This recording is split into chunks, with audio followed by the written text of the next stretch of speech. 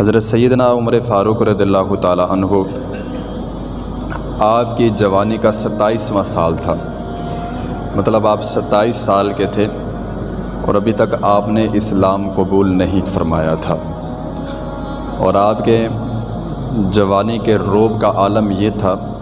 کہ جو بھی بندہ دائرہ اسلام میں داخل ہوتا تھا تو اس کو بہت زیادہ مارتے تھے، آپ بہت غصے ہوتے تھے، اس کو بہت زیادہ زد و کوب کرتے تھے آپ جب آپ نے اسلام قبول نہیں فرمایا تھا۔ 27 سال گزرنے کے بعد آپ نے جب دیکھا کہ دن بہ دن مسلمانوں کی تعداد میں اضافہ ہوتا جا رہا ہے، ادھر سے اعلان نبوت ہوا، حضرت سیدنا عمر فاروق رضی اللہ تعالی عنہ آپ ویسے غصہ اور جلال میں آ گئے، اور جب دیکھا کہ دن بہ دن مسلمانوں کی تعداد میں اضافہ ہوتا چلا جا رہا ہے تو حضرت سیدنا عمر فاروق رضی اللہ تعالی عنہ بڑا ظلم کرتے تھے جو مسلمان ہو کر آتے تھے۔ تو ایک دن کیا ہوا کہ حضرت سیدنا عمر فاروق رضی اللہ تعالی عنہ آپ کی جوانی کا 27واں سال تھا، جوانی جوبن کو تھی، غصہ عروج پر تھا، جلال بہت زیادہ تھا۔ تو اس دن آپ نے نیت فرمائی کہ آج معاذ اللہ ثم معاذ اللہ، یہ جس نے اعلان نبوت کیا ہے، مطلب کہ محمد کا قصہ آج میں تمام کر کے آتا ہوں۔ تو حضرت سیدنا عمر فاروق رضی اللہ تعالی عنہ جب اپنے گھر سے نکلے، میان میں تلوار رکھی، ننگی تلوار لٹکائے ہوئے آپ اپنے گھر سے نکلے اور بڑے غصے میں جا رہے تھے۔ تو جب آپ راستے میں جا رہے تھے تو آپ کو حضرت نعیم ملے اور دیکھا کہ عمر جو ہے وہ بڑے غصے میں جا رہا ہے اور خلاف معمول آپ کی رفتار میں بھی تھوڑی تیزی زیادہ تھی۔ تو انہوں نے پوچھا کہ اے عمر، آج ارادے کچھ ٹھیک نہیں لگ رہے، آج آپ کا غصہ، غضب اور جاہ و جلال بہت زیادہ ہے، خیریت ہو؟ حضرت سیدنا عمر فاروق رضی اللہ تعالیٰ عنہ آپ آگے سے کہنے لگے کہ اے نعیم، آج میں نعوذ باللہ ثم معاذ اللہ میں محمد کا کام تمام کرنے جا رہا ہوں کہ جس کی وجہ سے مسلمانوں کی تعداد میں دن بہ دن اضافہ ہوتا چلا جا رہا ہے۔ تو وہ جو صحابی تھے، وہ جو آپ کو ملے، وہ کہنے لگے کہ عمر، اس بارگاہ میں بعد میں جانا، پہلے جا کے اپنے گھر کی خبر لو، تمہارے گھر میں بھی کچھ بندے اسلام قبول کر چکے ہیں۔ آپ کی بہن فاطمہ رضی اللہ تعالی عنہا اور آپ کے جو بہنوئی تھے انہوں نے اسلام قبول کر لیا ہوا تھا۔ تو حضرت سیدنا عمر فاروق رضی اللہ تعالیٰ عنہ آپ کو جب یہ بات پتہ چلی کہ میرے بہنوئی حضرت سعید رضی اللہ تعالیٰ عنہ اور حضرت فاطمہ رضی اللہ تعالیٰ عنہ انہوں نے اسلام قبول کر لیا، تو اپنا رخ پھیرا، بجائے حضور پاک علیہ الصلوۃ والسلام کی بارگاہ میں جانے کے پہلے اپنے گھر کو پہنچے۔ جب دروازے پر پہنچے تو کیا دیکھتے ہیں کہ اندر سے قرآن مجید پڑھنے کی آواز آ رہی تھی۔ حضرت سیدنا عمر فاروق رضی اللہ تعالیٰ عنہ آپ نے دروازے پر دستک دی اور آپ کی بہن جو تھی ان کو پتہ چل گیا کہ عمر آیا ہے دروازے پر، تو انہوں نے جلدی سے قرآن مجید چھپا دیا، کیونکہ اس وقت اسلام ابھی نیا نیا پھیلنا شروع ہوا تھا اور یہ حالات نہیں تھے کہ کھل کر عبادت کی جائے، اور جتنا وحی نازل ہوئی تھی، جتنا ورقوں پر وہ لکھی ہوئی تھی، اس کو کھل کے پڑھا جائے۔ اس وقت مطلب کہ کفر کا بہت زیادہ زور اور دبدبا تھا، مطلب مسلمان کھل کے عبادت نہیں کر سکتے تھے۔ حضرت سیدنا عمر فاروق رضی اللہ تعالیٰ عنہ آپ نے اپنی بہن سے پوچھا کہ اے میری بہن، کیا کر رہی تھی تو پوچھنے لگے کہ تو کسی کتاب کی تلاوت کر رہی تھی؟ تو آپ کی بہن کہنے لگی ہاں جی، میں قرآن مجید کی تلاوت کر رہی تھی۔ حضرت سیدنا عمر فاروق رضی اللہ تعالیٰ عنہ آپ بڑے غصے میں آئے اور کہنے لگے کہ اس محمد کا کلمہ پڑھنا چھوڑ دے، اس محمد کا کلمہ پڑھنا چھوڑ دے، وگرنہ میں تجھے بہت زیادہ زد و کوب کروں گا۔ تو آپ کی بہن جو آج تک آپ کے سامنے بولی نہ تھی، آج ان کے اندر اتنا ہمت اور جرت اور بہادری اور اتنا جسارت کہ اپنے بھائی کے سامنے بول رہی تھی۔ اور کہہ رہی تھی کہ اے عمر تو جتنا مرضی مار لے، تو میرے جسم کا سارا خون نوچ ڈال، لیکن جس محمد کا کلمہ میں پڑھ کے آئی ہوں، جس اسلام کو میں قبول کر کے آئی ہوں، آج اس اسلام سے تو میرا دامن نہیں چھڑا سکتا۔ آج وہ اسلام میری رگوں میں رچ چکا ہے، بس چکا ہے، وہ میرے جسم سے تو نہیں نکال سکتا۔ تو یہ روایات میں ملتا ہے کہ حضرت سیدنا عمر فاروق رضی اللہ تعالیٰ عنہ آپ اپنی بہن کے اوپر جب وار کرنے کے لیے آگے بڑھے، جب اپنی بہن کو مارا، تو آپ کے بہنوئی جو تھے حضرت سعید رضی اللہ تعالیٰ عنہ جو کہ دار اسلام میں داخل ہو چکے تھے، وہ آپ کو روکنے کے لیے آئے، تو ان پر بھی ایسا وار کیا کہ ادھر بہن اور بہنوئی دونوں جو ہیں زخمی پڑے ہوئے گئے، خون جاری ہے جسم سے۔ اور حضرت سیدنا عمر فاروق رضی اللہ تعالیٰ عنہ بار بار یہی کہہ رہے تھے کہ بہن کلمہ چھوڑ دے۔ آپ کی بہن جو تھی وہ کہنے لگی کہ بھائی مار ڈالو، جان نکال لو، لیکن یہ کلمہ میری زبان سے اب رک نہیں سکتا، دین اسلام سے میرا جو یہ تعلق ہے یہ کبھی ٹوٹ نہیں سکتا۔ تو آپ کے بہنوئی کی بھی حالت بڑی ناساز ہو گئی، آپ کی بہن کے جسم سے خون بہنے لگا اور وہ دونوں زمین پہ گرے ہوئے تھے۔ تو حضرت سیدنا عمر فاروق رضی اللہ تعالیٰ عنہ آپ نے جب یہ باتیں سنی تو آپ کے ذہن میں اور آپ کے دل میں یہ بات آئی کہ یار یہ میری وہ بہن ہے جو آج تک میرے سامنے کبھی بولی نہ تھی، اور آج اتنا ہمت کیسے آئی۔ یقیناً یہ دین اسلام جو ہے اس میں کوئی نہ کوئی چیز ایسی تو ہے جو میرے تک ابھی تک نہیں پہنچی۔ تو آپ اپنی بہن کو کہنے لگے کہ اے بہن جو تو تلاوت کر رہی تھی ذرا مجھے سنا تو صحیح، جس چیز کی تو تلاوت کر رہی تھی اس قرآن مجید کی تلاوت ذرا مجھے سنا تو صحیح۔ تو آپ کی بہن نے قرآن مجید اٹھایا۔ ایک روایت کے مطابق ملتا ہے کہ آپ کی بہن نے پہلے کہا کہ آپ پلید ہیں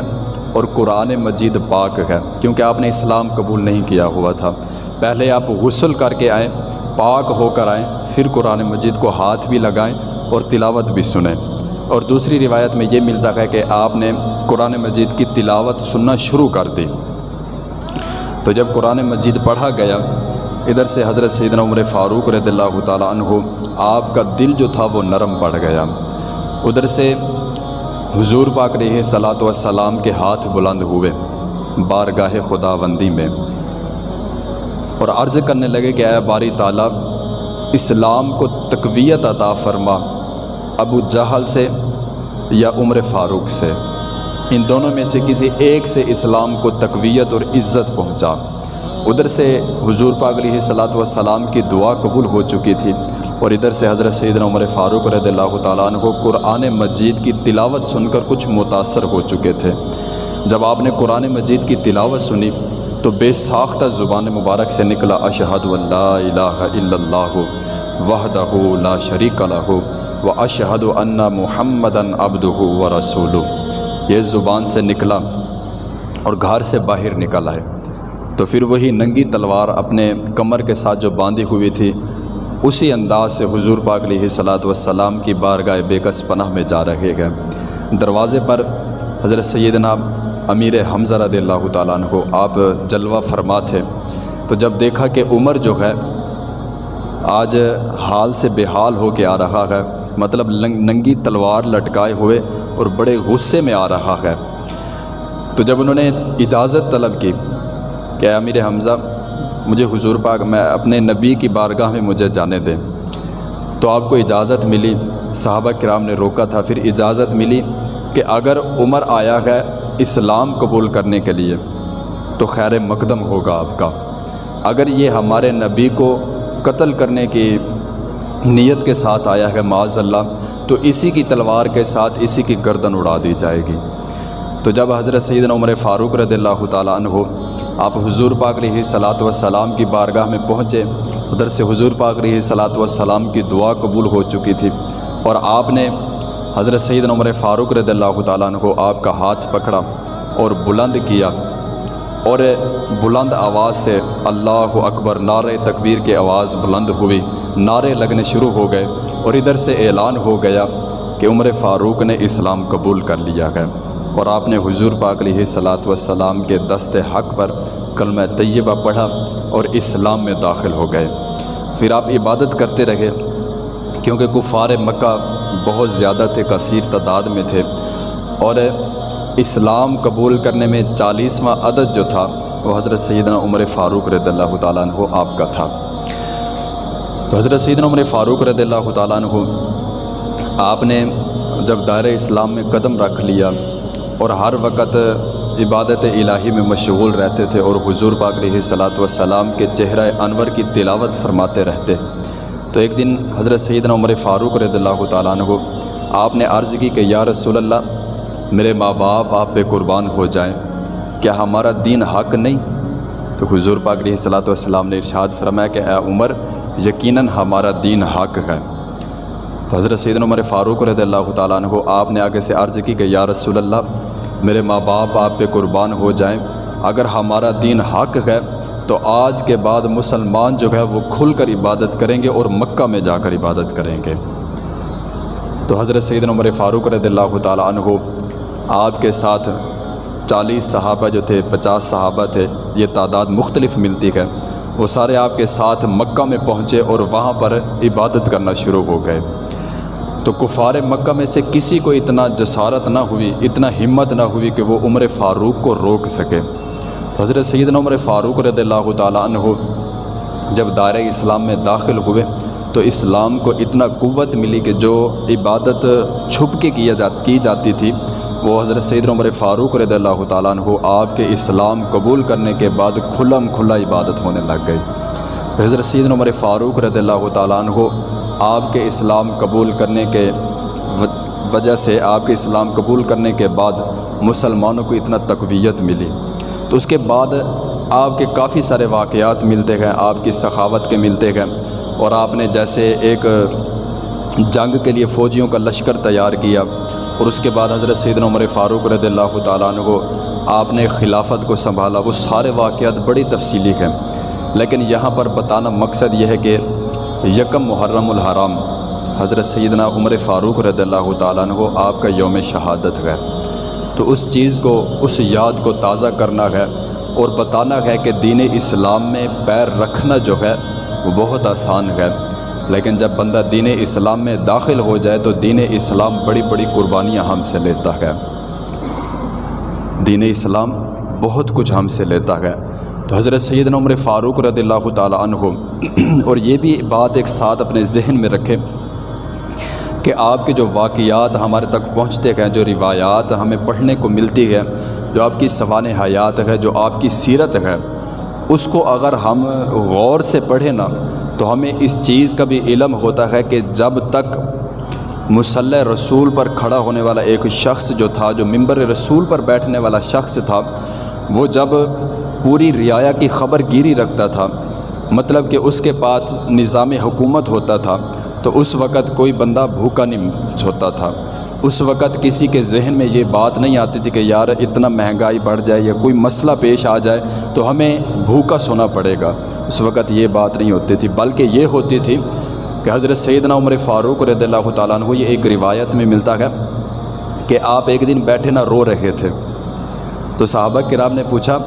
کہ امیر المومنین آپ کیوں روتے ہیں؟ تو آگے سے آپ نے جواباً ارشاد فرمایا کہ اے میرے بھائیو، اے میرے دوستو، میں رو اس وجہ سے رہا ہوں کہ میں امیر المومنین ہوں، اللہ رب العزت نے مجھے خلافت عطا فرمائی ہے، اور آج ایک دریا کے کنارے پل ٹوٹا ہوا تھا، خستہ حالت میں تھا، وہاں پر ایک بکری کا بچہ اس میں پھنس گیا اور اس کی ٹانگ ٹوٹ گئی، اور مجھے خوف آ رہا ہے کل قیامت والے دن اللہ رب العزت نے مجھ سے پوچھ لیا کہ اے عمر، تجھے خلافت عطا کی گئی تھی،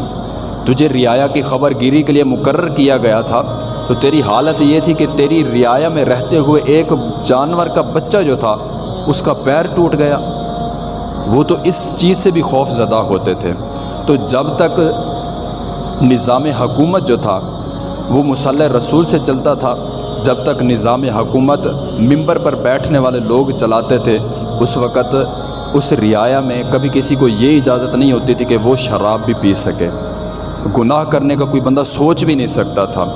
اور وہاں پر حالت یہ ہوتی تھی کہ اگر عورت گھر سے باہر نکلی ہے تو کسی کو اجازت نہ ہوتی تھی کہ اس کی طرف آنکھ اٹھا کر بھی دیکھ جائے۔ یہ جب تک دین اسلام کے تحت حکومت چلتی رہی، رعایت کی خبر گیری ہوتی رہی، تب تک سارا نظام اچھا تھا۔ اور آج آپ دیکھیں کہ جب یہ نظام حکومت مصلی رسول سے جدا ہوا، ممبر رسول سے جدا ہوا، تو آج ہماری حالت زار آپ ذرا چیک کریں کہ آج ہم کس موڑ پر کھڑے ہوئے گئے۔ تو خیر، حضرت سیدنا عمر فاروق رضی اللہ تعالیٰ عنہ، آپ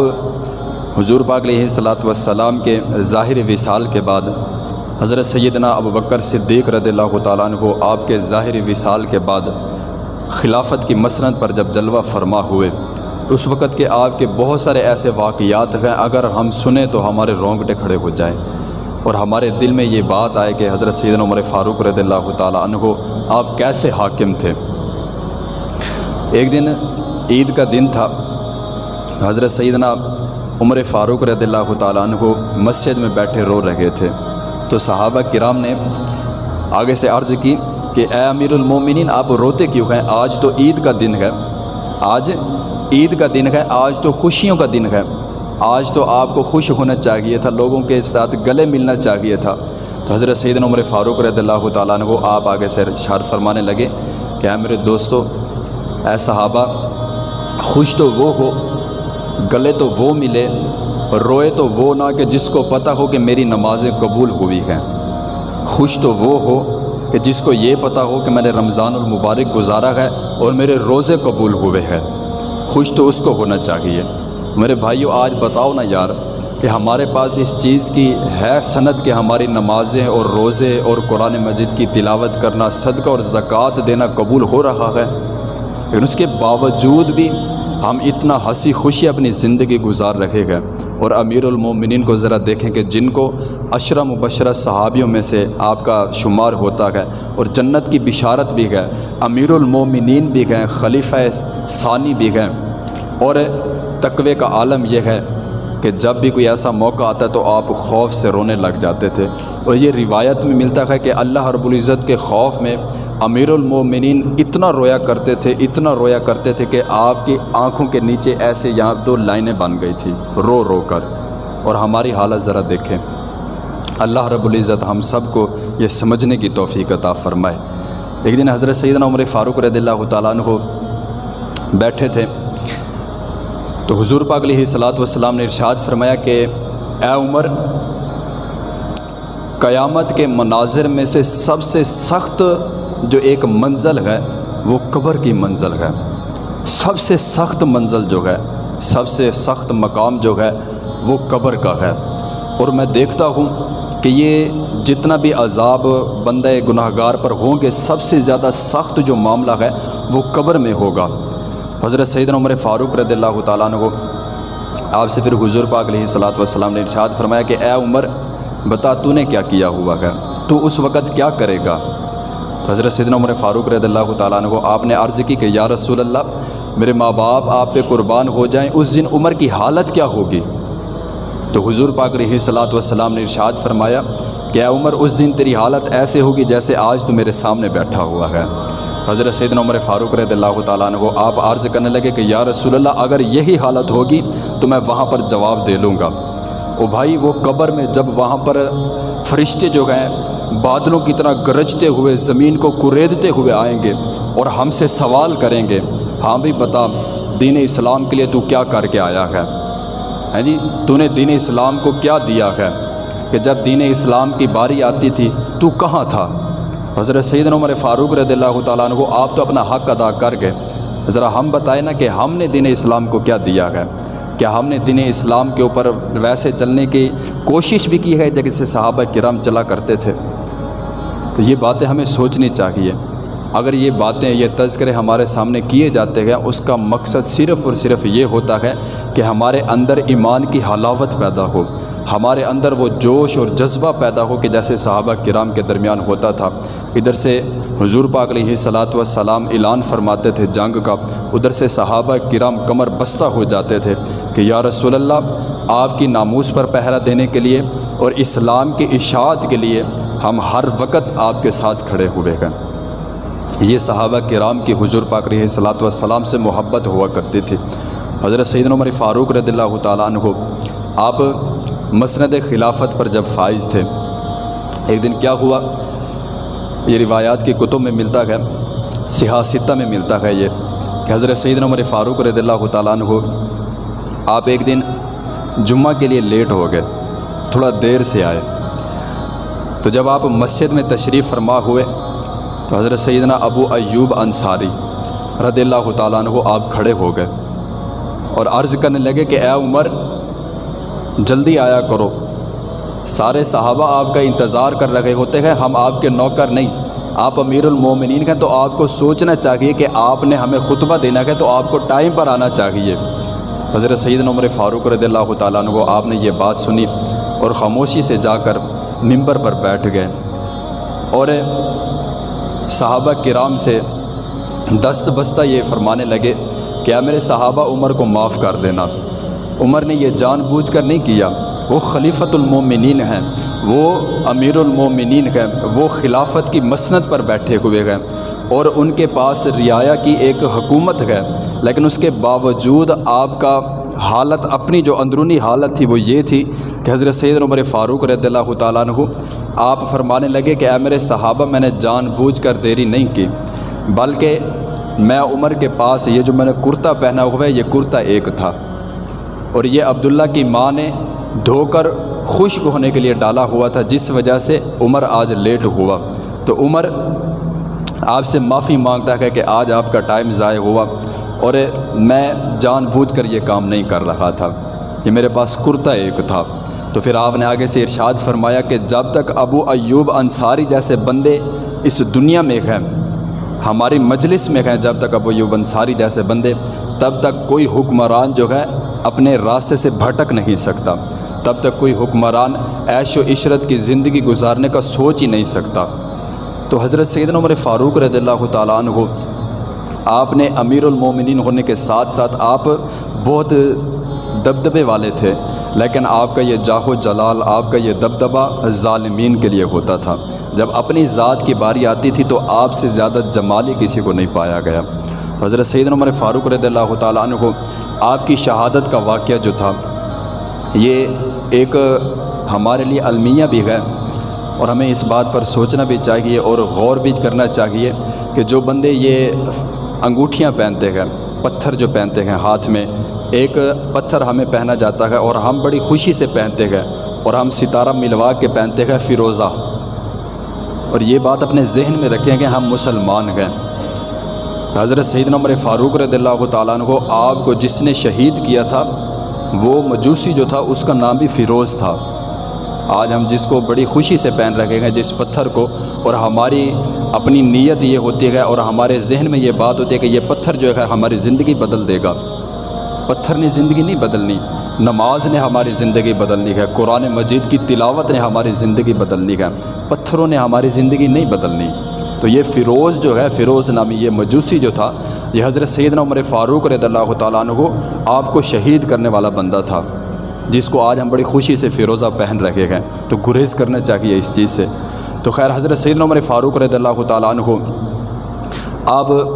صبح کی نماز پڑھانے کے لیے جب مسجد میں تشریف فرما ہوئے تو اس سے پہلے یہ جو فیروز نامی بندہ تھا یہ حضرت سیدنا عمر فاروق رضی اللہ تعالیٰ عنہ آپ کے پاس آیا اور عرض کرنے لگا کہ اے امیر المومنین میرے اوپر کچھ قرض ہے اور میں وہ ادا کرنا چاہتا ہوں، جیسے ہمارے درمیان کوئی قسط وغیرہ کا جیسے سلسلہ ہوتا ہے، تو میرا جو قرض خواہ ہے اس نے میرے اوپر تھوڑا تھوڑا رکھ کے قرض رکھا ہے کہ ہر مہینے، ہر ہفتے یا ہر دن تو نے اتنا قرض دینا ہے اور وہ میں دے نہیں سکتا۔ حضرت سیدنا عمر فاروق رضی اللہ تعالیٰ عنہ آپ نے پوچھا کہ تیرا ذریعہ معاش کیا ہے؟ تو ان کا جو ذریعہ معاش تھا اس سے وہ اپنا قرض بخوب ہی ادا کر سکتے تھے۔ تو حضرت سیدنا عمر فاروق رضی اللہ تعالیٰ عنہ آپ نے ان کو امداد دینے سے منع کر دیا، تو اس کے دل میں یہ بات بیٹھ گئی اور اس کے دل میں حضرت سیدنا عمر فاروق رضی اللہ تعالیٰ عنہ آپ کے بارے میں جو ہے بغض جو تھا، حسد جو تھا وہ بہت زیادہ بڑھ گیا اور اس نے نیت کر لی کہ میں امیر المومنین کو شہید کروں گا۔ استغفر اللہ۔ تو کیا ہوا، صبح کی نماز کا وقت تھا اور وہ جو مجوسی تھا فیروز نامی بندہ، وہ صف بندی جب ہوئی تو وہ بھی اس صف میں کھڑا ہوا تھا اور چاقو اس نے اپنے پاس رکھا ہوا تھا۔ جب حضرت سیدنا عمر فاروق رضی اللہ تعالیٰ عنہ صفیں مکمل بند گئی، صفیں کھڑی ہو گئی، حضرت سیدنا عمر فاروق رضی اللہ تعالیٰ عنہ مسجد میں جلوہ فرما ہوئے، جب مصلی رسول پر کھڑے ہوئے تو وہ جو مجوسی تھا، وہ جو فیروز نامی بندہ تھا، اس نے بڑھ کر اتنا وار کیے کہ ایک وار جو تھا آپ کے پیٹ کے نیچے لگا اور وہی وار آپ کو بہت زیادہ گھائل کر گیا، بہت زیادہ وار اس نے کیے۔ اور حضرت سیدنا عمر فاروق رضی اللہ تعالیٰ عنہ، آپ نے ایک صحابی کا ہاتھ پکڑا اور آگے کیا، نماز میں تاخیر نہ ہو، تو نماز پڑھا۔ اور عمر جو تھا وہ حضرت سیدنا عمر فاروق رضی اللہ تعالیٰ عنہ مصلی رسول کے ساتھ گھائل حالت میں پڑے ہوئے تھے اور تڑپ رہے تھے، اور ادھر صحابہ کرام نماز ادا کر رہے تھے۔ نماز ادا کرنے کے بعد سب نے حضرت سیدنا عمر فاروق رضی اللہ تعالیٰ عنہ آپ کو سنبھالا، اور اس کے بعد آپ کی مرم پٹی ہونے لگی۔ اور وہ جو مجوسی تھا، جب آپ کو تھوڑا سا ہوش آیا تو آپ نے پوچھا کہ میرا قاتل کون تھا؟ تو صحابہ کرام نے بتایا کہ وہ ایک مجوسی تھا، فیروز نامی۔ تو آپ نے شکر ادا کیا کہ اے باری تعالیٰ تیرا لاکھ خاص شکر ہے کہ مجھے عمر کو قتل کرنے والا، شہید کرنے والا بندہ کلمہ پڑھنے والا نہیں تھا، وہ کوئی مسلمان نہیں تھا، وہ ایک مجوسی تھا۔ تو آپ نے شکر ادا کیا اس بات پر۔ تو یہ ذی الحجہ میں آپ کو گھائل کیا گیا اور آپ کے جسم پر اتنا زخم آئے کہ مرہم پٹی کا کوئی اثر نہ ہوا آپ پر، اور آپ یکم محرم الحرام آپ کی شہادت جو ہے وہ واقع ہوئی۔ اور یہ واقعہ اور یہ تفصیل بہت زیادہ ہے اور ہمارے پاس ٹائم بہت کم ہے، بس بتانا مقصد یہ تھا کہ حضرت سیدنا عمر فاروق رضی اللہ تعالیٰ عنہ آپ نے خلافت پر بیٹھ کر، خلافت کی مسند پر بیٹھ کر خلافت کے جو کام تھے اس کو کیسے سر انجام دیا۔ اور آج ہمارے جو حکمران ہیں وہ کیسے گئے؟ آج جو بندہ کہتا ہے نا، یہ جو لبرل جنہوں نے اپنے اوپر یہ ایک لیبل لگایا ہوا ہے کہ ہم لبرل قسم کے بندے ہیں، ان کو یہ سوچنا چاہیے کہ جب دین اسلام کو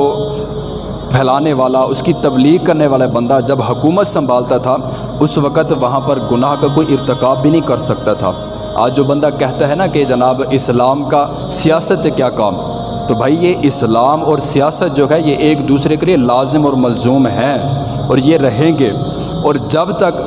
اسلامی کنٹریز جتنا بھی ہے، جتنا بھی مسلمان کسی ملک میں رہ رہے ہیں، وہاں پر جب تک کوئی مسلمان ایسا حاکم نہیں آ جاتا جو شریعت مطہرہ کا پابند ہو، تب تک ہمارے حالات ایسے ہی چلتے رہیں گے جیسے آج چل رہے ہیں۔ اور بڑے بڑے فتنے سار اٹھا رہے ہیں میرے بھائیوں، بڑے بڑے فتنے سار اٹھا رہے ہیں۔ آپ مجھے بتائیں، آپ کی جتنا عمر گزر چکی ہے، میری گزر چکی ہے، جتنا فتنے ہم نے اس دور میں دیکھ لیے گئے، کبھی پہلے ہم نے یہ سنے بھی تھے؟ اگر ہمارا حاکم جو ہے وہ ایک دین اسلام کا پرچار کرنے والا ہوتا، وہ منبر رسول پر بیٹھنے والا انسان ہوتا، تو آج ہمارے اوپر یہ وقت نہ آتا۔ یہ جو آج ہمارے حالات اتنا خراب ہیں، یہ وجہ صرف اور صرف یہ ہے کہ ہم ناموس رسالت کی پہرہ داری نہیں کر رہے، ہم ختم نبوت کی پاسداری نہیں کر رہے، اور ہم بڑے ہی سکون سے پھر رہے گئے۔ اور یہ حقیقت بات ہے کہ حضرت سیدنا یوسف علیہ السلام کا بازار مصر میں صرف مول لگا تھا، ان کی بولی لگائی گئی تھی۔ اور یہ تاریخ ہمیں بتاتی ہے کہ جب تک مصر کا چھوٹا سے چھوٹا بچہ، پیدا ہونے والا بچہ حضرت سیدنا یوسف علیہ السلام کے پیروں پر آ کر نہیں گرا تھا، معافی نہیں مانگی گئی تھی، قربان نہیں کیا گیا تھا، تب تک اللہ رب العزت نے قحط نہیں ہٹایا تھا۔ وہ تو یوسف علیہ السلام تھے، اور یہاں پر حضور پاک علیہ السلام کی شان میں گستاخیاں ہو رہی ہیں، اور ہم بڑے سکون سے بیٹھے ہوئے ہیں۔ اور ہمارے درمیان جناب وہ صحابیوں والا نہ جذبہ ہے، نہ کہ ہمارے اندر وہ روح ہے۔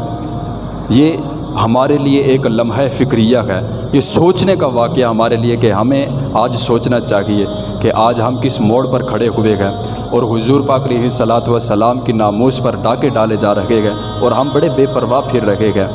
آج تو ہم سے کوئی نہیں پوچھ رہا، لیکن قیامت والا دن پوچھا جائے گا کہ ہاں بھائی بتا، تو نے دین اسلام کے لیے کیا کیا تھا، تو نے دین اسلام کو کیا دیا تھا۔ تو میرے بھائیو، آج وقت ہے صحابہ کرام کی سوانح حیات کو پڑھو اور اس پر عمل کرو، اور حضور پاک علیہ السلام کے بتائے ہوئے طریقے کے مطابق اپنی زندگیاں گزارو۔ اللہ رب العزت ہم سب کو دین کی صحیح معنوں میں سمجھ بوجھ عطا فرمائے۔